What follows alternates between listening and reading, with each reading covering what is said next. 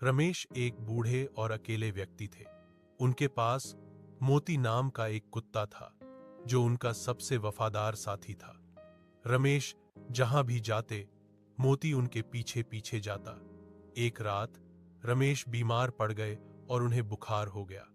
मोती पाती थे। उनके पास मोती नाम का एक कुत्ता था जो उनका सबसे वफादार साथी था।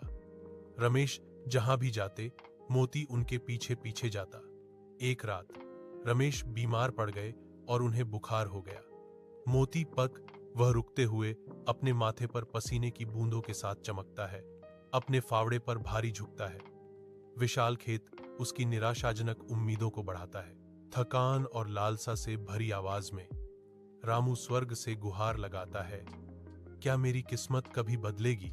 अविरत धूप के नीचे एक बंजर खेत फैला हुआ है जिसकी फटी हुई धरती सूखे और निराशा का प्रमाण है। रामू अपनी आजीविका के मुरझाए अवशेषों के बीच पराजित खड़ा है। उसका आसन उसके आसपास के उजाड़पन को दर्शाता है। रामू की आंखों में आंसू चमकते हैं क्योंकि वह स्वर्ग से चिल्लाता है।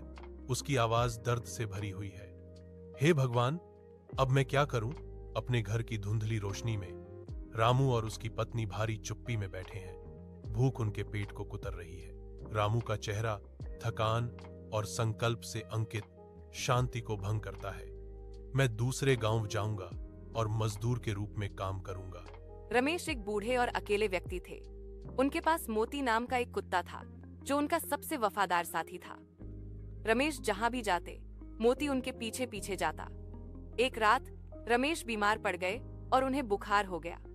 मोती पास के लाशन का रमार पड़ गए